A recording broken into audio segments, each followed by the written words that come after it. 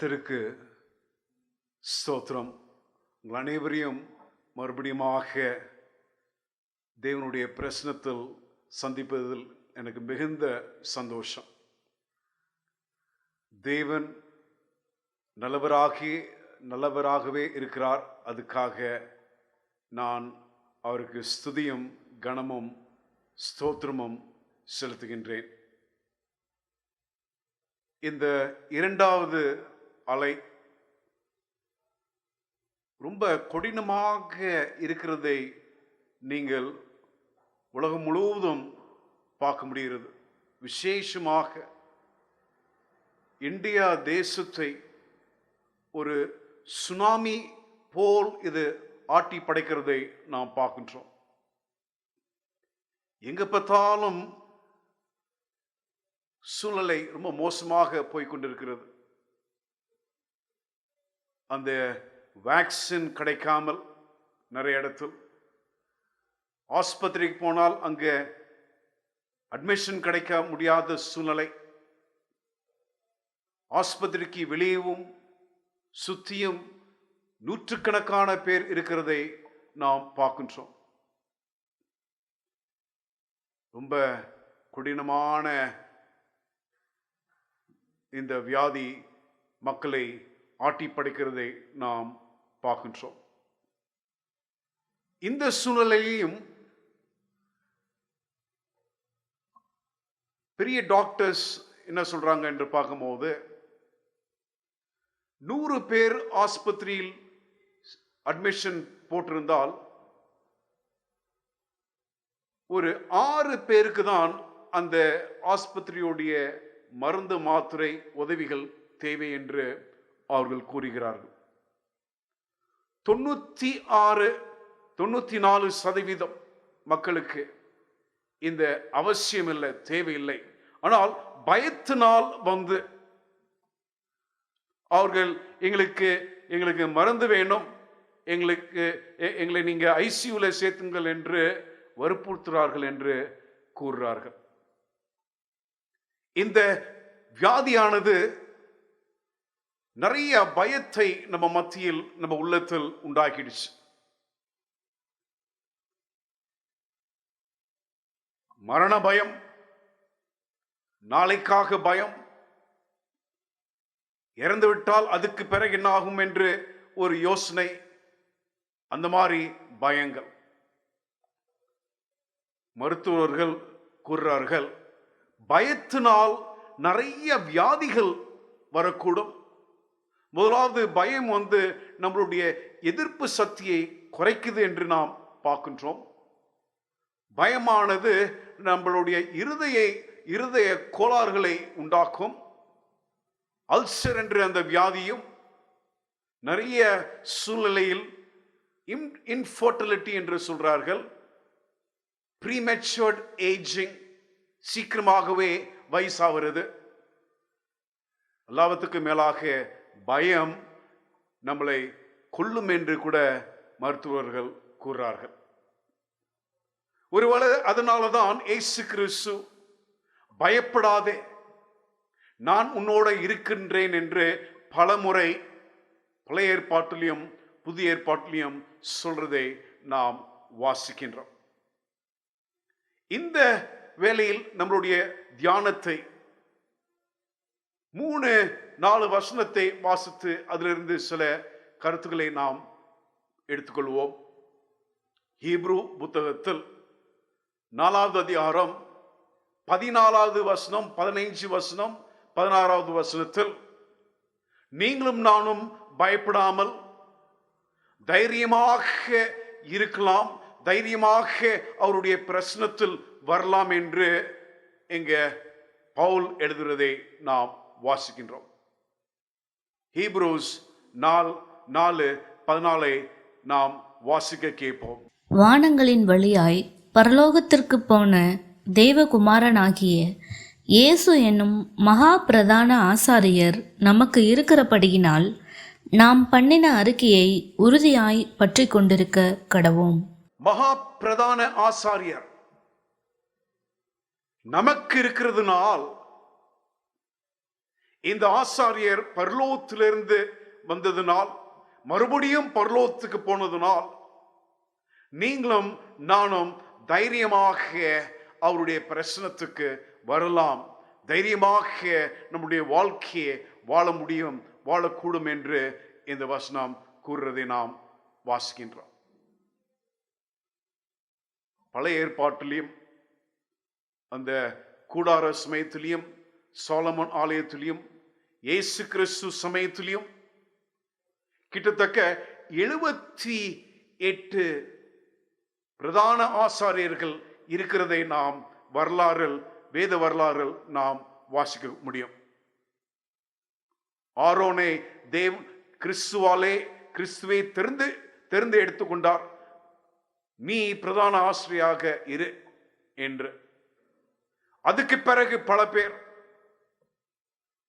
அப்படி இருந்த போதும் யாருமே மகா பிரதான ஆசாரியர் என்று வேதம் கூறவில்லை, இயேசு கிறிஸ்துவை தவிர்த்து. எதுக்கு கிறிஸ்துவுக்கு இந்த பட்டத்தை பவுல் கொடுக்கிறார் என்று பார்க்கும்போது, இயேசு கிறிஸ்துவானவர்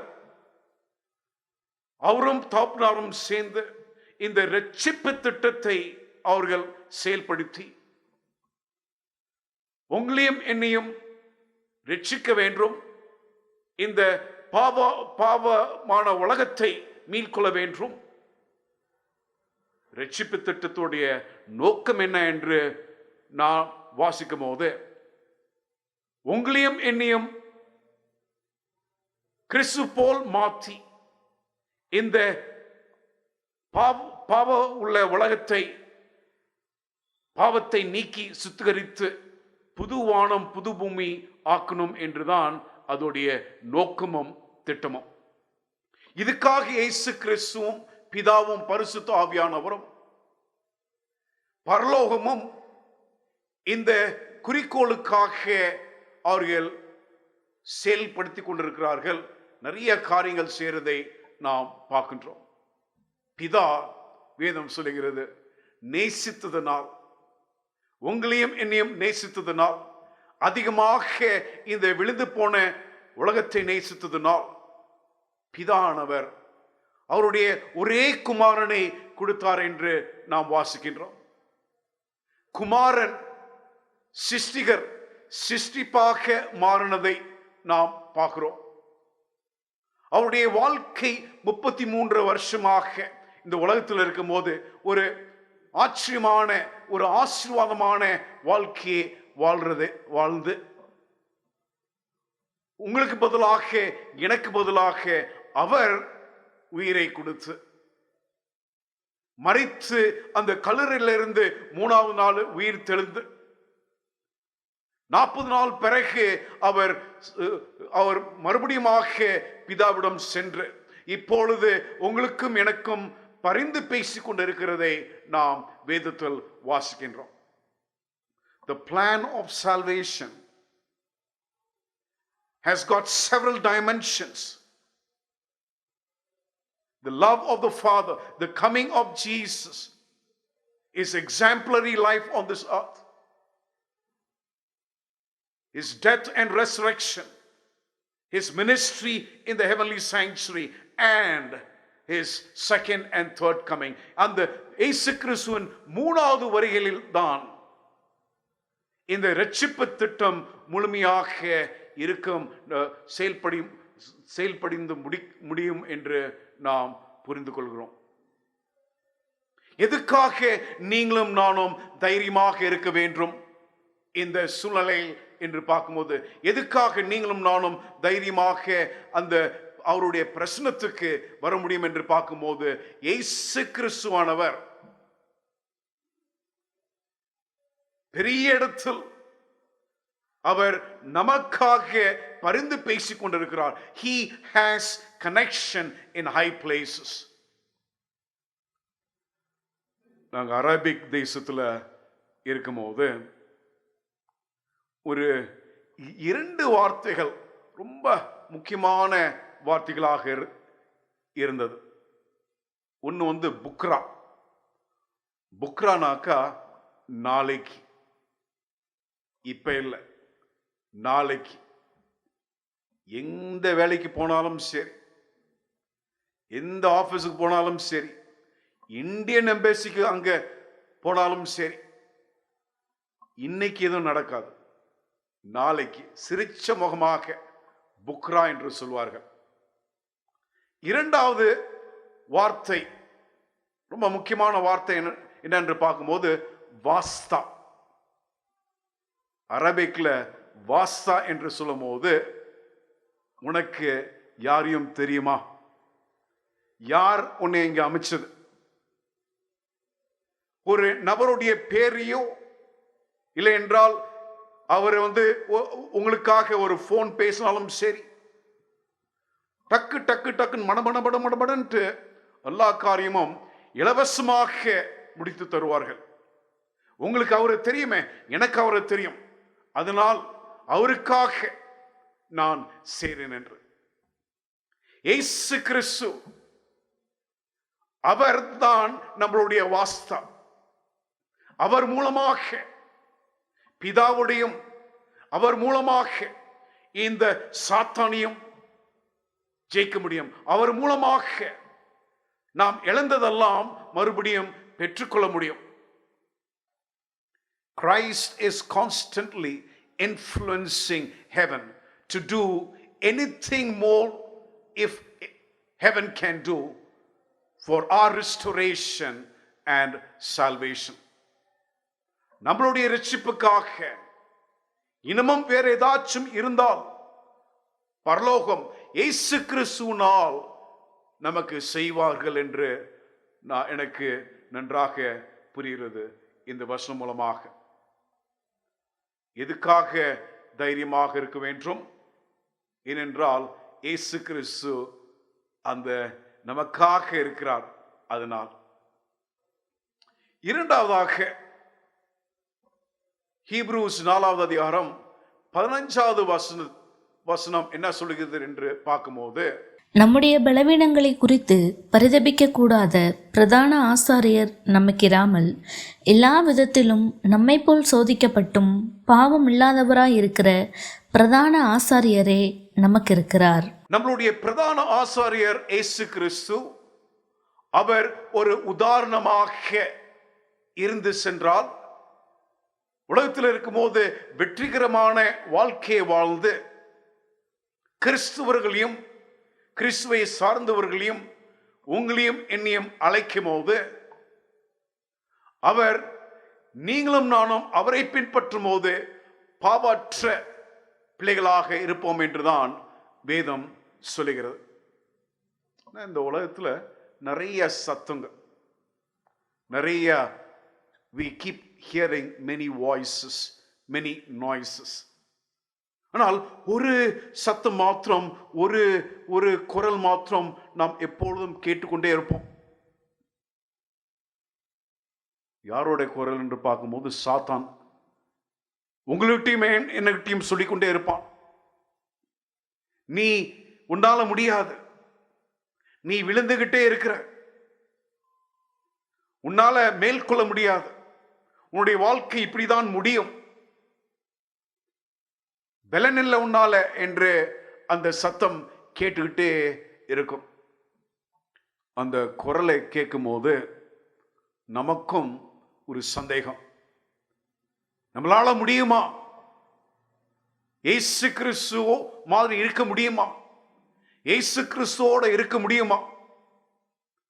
மறுபடியுமாக பாவத்துக்கு முன்பதாக அந்த நம்மளை தேவனுடைய சாயலில் செய்தாரே, அந்த சாயல் நம்ம பெற்றுக்கொள்ள முடியுமா என்று ஒரு சந்தேகம், ஒரு கேள்வி. இந்த வசனமானது தெளிவாக என்ன சொல்றது என்று பார்க்கும்போது, our high priest sympathizes with our weakness. நம்மளுடைய பிரதான ஆசாரியர் இயேசு கிறிஸ்து நம்மளுடைய உலக பிரகாரமான இருக்கிற போராட்டத்தை, நம்மளுடைய பலவீனத்தை அவர் புரிந்து கொள்றார் என்று நாம் வாசிக்கின்றோம். ஒரு நபர் கிறிஸ்துடைய வாழ்க்கையை பத்தி எழுதும் போது சொல்றாங்க, 33 வருஷமாக இந்த உலகம் முழுவதுமாக, இந்த உலகத்துல இயேசு கிறிஸ்துவின் காலத்தில் ஒரு போரும் நடக்கவில்லையாம். இயேசு கிறிஸ்து அந்த 33 வருஷ காலத்தில் ஒரு பெரிய வியாதிகளும், no outbreak of diseases, epidemics or pandemics. அவருடைய காலகட்டத்தில் அந்த அந்த பூமி அதிர்ச்சியோ வெள்ளமோ புயலோ இல்லாமல் இருந்ததாம். ஏன் என்று பார்க்கும்போது, சாத்தான் இதெல்லாம் அவன் பண்ணாமல் அந்த 33 வருஷ காலமாக அந்த இயேசு கிறிஸ்து எங்க இருக்கிறாரோ அதே சுத்தி இருந்தானோ. சாத்தானும் அவனுடைய சேனைகளும் எப்படியாச்சும் ஒழுக வைக்கணும், எப்படியாச்சும் இந்த இயேசு கிறிஸ்து பாவம் செய்ய வேண்டும், எப்படியாச்சும் அவருடைய கோல் நோக்கம் அதை அடையக்கூடாது என்று முயற்சிக்கு மேல் முயற்சி. அதனாலதான் சோதனைக்கு மேல் சோதனை. அந்த வனாந்திரத்திலையும் சோதித்தான், அவர் சிறு வயதில் இருக்கும் போதும் சோதித்தான், அவர் ஊழியத்திலையும் சோதித்தான். அதனால்தான் பல பேர் அவரை கேள்வி கேட்டார்கள், பல வித்தியாசமான கேள்விகள். அவருடைய அதிகாரத்தை கேள்வி கேட்டார்கள், அவருடைய போதனை சரியில்லை என்று கூறினார்கள். அதனால்தான் மனிதனை சாத்தான் உபயோகித்து பலமுறை வன்முறையில் அவர்கள் இறங்கி கிறிஸ்துவை கொல்ல வேண்டும் என்று அவர்கள் பலமுறை முயற்சிடுறதை நாம் வாசிக்கின்றோம். இயேசு கிறிஸ்து நம்மளுடைய போராட்டத்தை நன்கு அறிவார். ஆனால் என்ன ரொம்ப ஆச்சரியமான காரியம் என்று பார்க்கும்போது, அவர் விழுகாமல் இருந்ததனால் அவருடைய வெற்றியை நாம் பெற்றுக்கொண்டு வெற்றி நடக்க முடியும் என்றுதான் நாம் வாசிக்கின்றோம். ஜூட் 1 அதிகாரம் 24வது வசனத்தில் கிறிஸ்து என்ன சொல்றார் என்று நாம் கேட்போம். வலுவாதபடி உங்களை காக்கவும் தமது மகிமையுள்ள சன்னிதானத்திலே மிகுந்த மகிழ்ச்சியோடே உங்களை மாசற்றவர்களாய் நிறுத்தவும் வல்லமையுள்ளவரும். இந்த பிரதான ஆசாரியர் இயேசு கிறிஸ்து அவர் அன்பு உள்ளவர் என்று பார்க்கின்றோம். உங்களுக்காகவும் எனக்காகவும் பரிந்து பேசிக் கொண்டிருக்கிறதை நாம் வாசிக்கின்றோம். இங்கே இந்த வசனம் மூலமாக என்ன கேட்கிறோம் என்று பார்க்கும்போது, நீங்களும் உங்களையும் என்னையும் மாசில்லாமல் அவர் பிதாவிடம் உங்களையும் என்னையும் அழைத்து செல்ல முடியும் என்று நாம் வாசிக்கின்றோம். பாவத்தை மன்னிக்க தேவன் பாவத்திலிருந்து விடுதலையை கொடுத்து, உங்களுக்கும் எனக்கும், பாவத்துக்கும் உங்களுக்கும் எனக்கும் ஒரு விரிசலை உண்டாக்கி அந்த நேசத்தை எடுத்து போட்டு, தேவனான கிறிஸ்து அவருடைய பரிசுத்தத்தை நமக்கு கொடுத்து உங்களையும் என்னையும் மாசில்லாமல் தேவனுடைய சமூகத்தில் நம்மளை கொண்டு போறார் என்று நாம் வாசிக்கின்றோம். எதுக்காக நீங்களும் நானும் இந்த காலகட்டத்திலும் எப்பொழுதும் தைரியமாக இருக்க வேண்டும் என்று பார்க்கும்போது, உங்களுக்கும் எனக்கும் கிறிஸ்துவானவர் பரிந்து பேசிக் கொண்டிருக்கிறார். உங்களுடைய வாழ்க்கையும் என்னுடைய வாழ்க்கையிலும் அவர் நமக்கு வெற்றிகளை கொடுத்து நம்மளை நிச்சயமாகவே அவர் போல் மாற்றிக் கொண்டிருக்கிறார், முழுமையாக மாற்றுவார் என்றுதான் நாம் வாசிக்கின்றோம். இந்த 4வது அதிகாரம் 16வது வசனத்தை வாசிக்கும் போது, ஆதலால் நாம் இரக்கத்தை பெறவும் ஏற்ற சமயத்தில் சகாயம் செய்யும் கிருபையை அடையவும் தைரியமாய் கிருபாசன தண்டையிலே சேரக்கடவும். இந்த வசனத்தை நான் வாசித்து தியானிக்கும் போது எனக்கு ரொம்ப இந்த புல் அரிக்கும் என்று சொல்வார்களே, அது போல் ஆயிடுச்சு.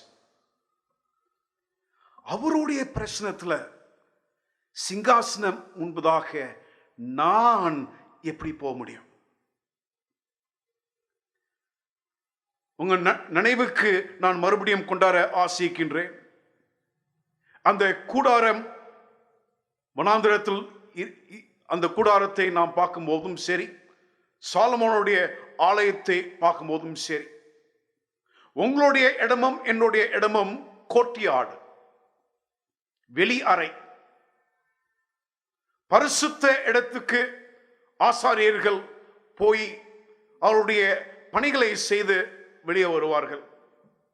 மகா பரிசுத்த இடத்துக்கு, அவருடைய பிரசனத்துக்கு, அவர் தேவனுடைய சிங்காசனத்துக்கு முன்பதாக மகா பிரதான ஆசாரியர் வருஷத்துக்கு ஒரு முறை நிறைய அந்த அவருக்காகவும் குடும்பத்துக்காகவும் அந்த தேசத்துக்காகவும் காணிக்கையும் பலிகளையும் செலுத்திட்ட பிறகு ஜெபத்தோட அவர் வருஷத்துக்கு ஒரு முறை அந்த மகா பரிசுத்த இடத்துக்கு போய் அவருடைய பணிகளை செய்கிறார் என்று நாம் வாசிக்கின்றோம். ஆனால் இயேசு கிறிஸ்துவினால், அவருடைய பலத்தினால், நமக்காக அவர் செய்கிற ஊழியங்களினால், பிதாவோட அன்புனால் நீங்களும் நானும் தைரியமாக கிறிஸ்துவோடைய பிரசனத்தில் அந்த பிதாவுடைய சிங்காசனத்துக்கு முன்பதாக நாம் அவருடைய கிருபையும் தயவும் பெற்றுக்கொள்றதுக்கு நாம் செல்ல முடியும் என்று நாம் பார்க்கின்றோம். உங்களுக்கு சமயம் கிடைக்கும் போது வெளிப்படுத்துதல் 4வது அதிகாரத்தை வாசிக்க நீங்க வாசித்து தியானம் செய்யுங்கள். தேவனுடைய சிங்காசனத்தை பற்றி அங்க யோவான் வர்ணிக்கிறதை பார்க்கின்றோம். உயர்ந்த இடத்தில், ஹை அண்ட் லிஃப்டட் அப், தேவனுடைய சிங்காசனம் அங்க இருக்கிறதாம். அந்த சிங்காசனத்தை சுற்றி அந்த வானவெளியை அவர் பார்க்கின்றார். அழகான வானவெளி. அந்த சிங்காசனத்தின் இந்த முன்பதாக சுற்றி 24 மூப்பர்கள் அவர்களுடைய சிங்காசனத்தில் அமர்ந்து தங்க கிரீடத்தோட அவர்கள் இருக்கிறதை யோவான் வர்ணிக்கிறார்.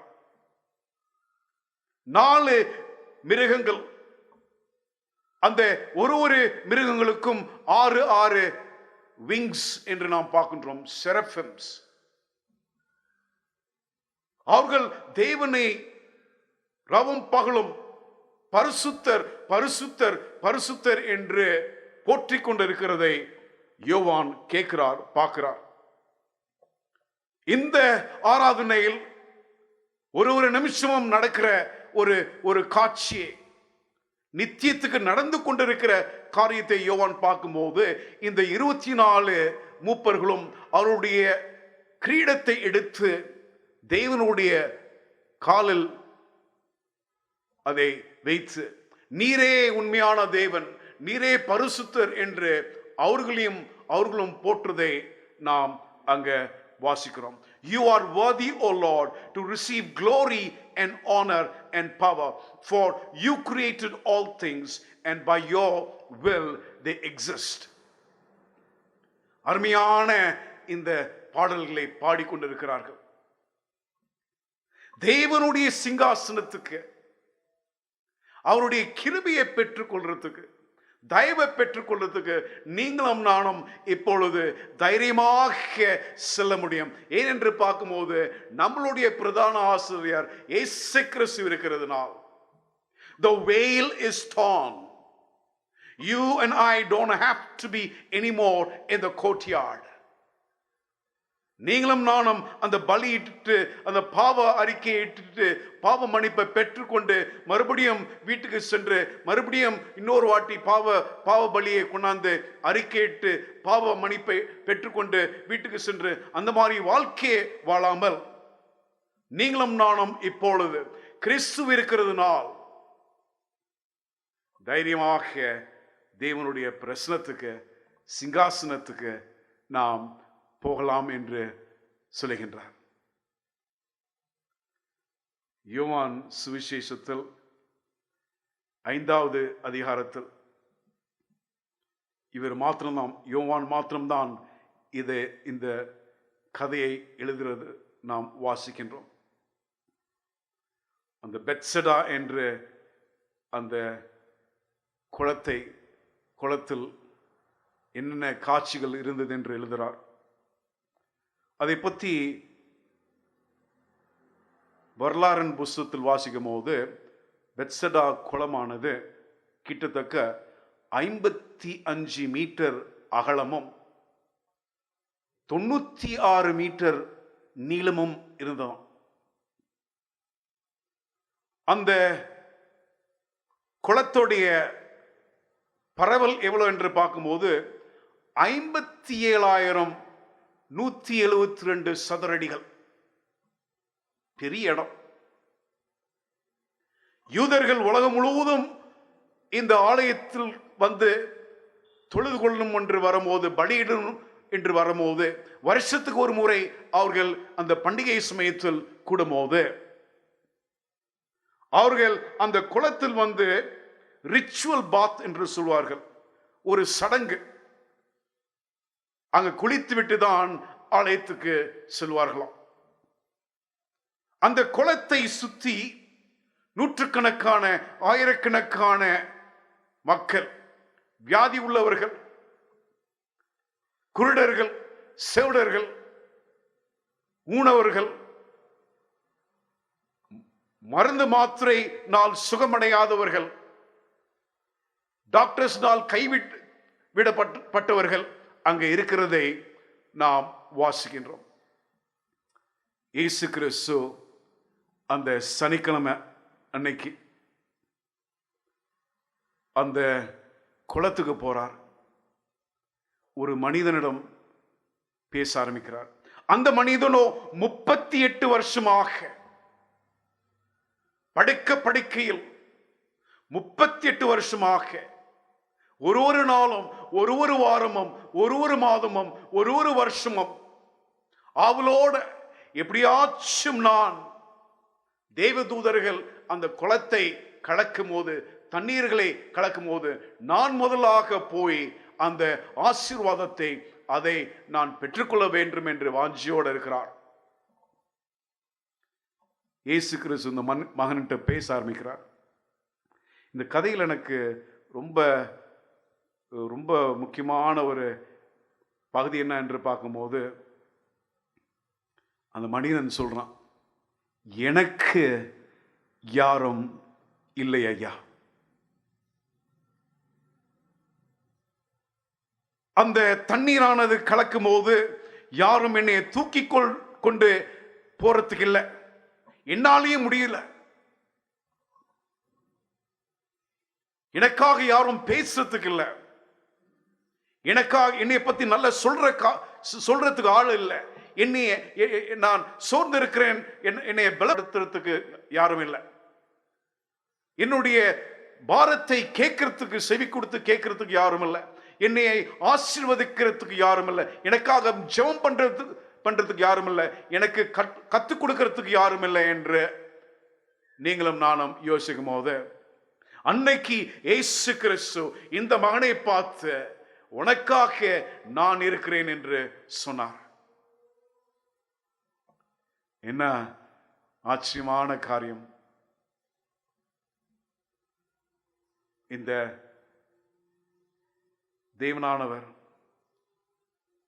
பிரதான ஆசாரியர், இந்த பிரதான பாவியை பார்த்து உனக்கு யாரும் இல்லை என்று நீ நினைக்காமல் நான் உனக்காக இருக்கிறேன் என்று கூறுவதை நாம் வாசிக்கின்றோம்.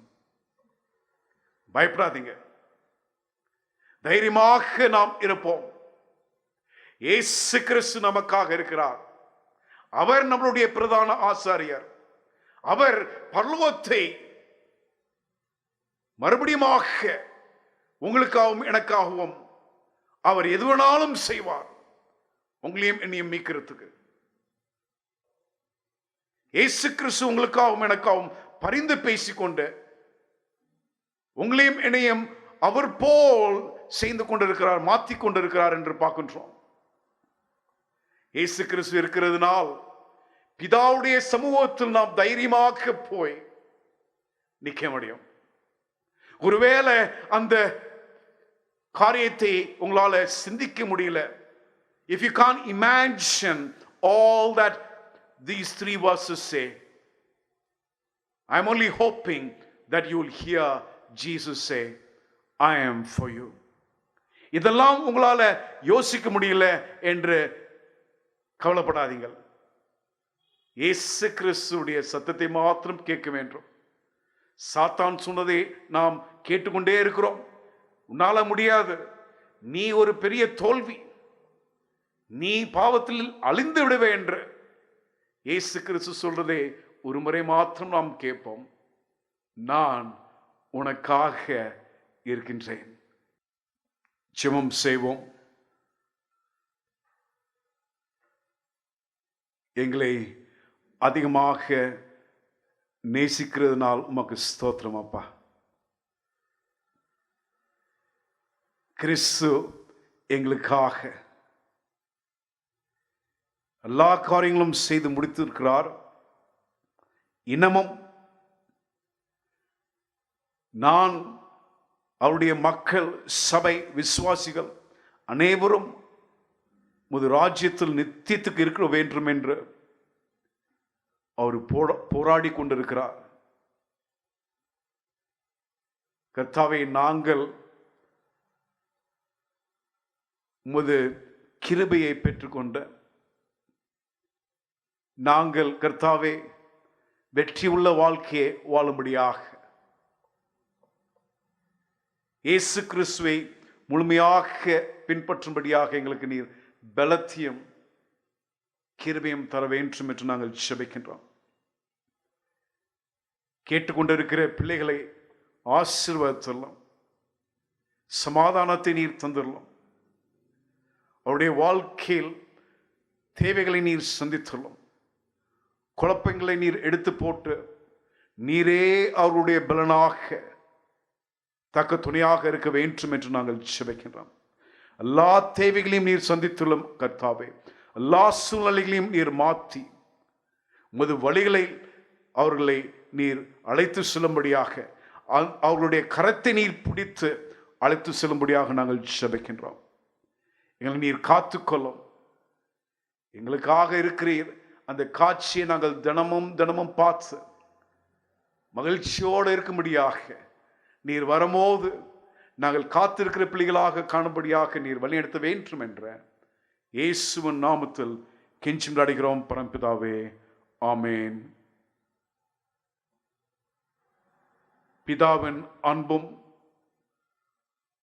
கிறிஸ்துவின் கிருபையும் வழிநடத்துதலும் பரிசுத்த ஆவியின் அசைவாடலும் உங்களோடையும் உங்களுடைய குடும்பத்தோடையும் என்றும் என்றும் இருப்பதாக. ஆமேன்.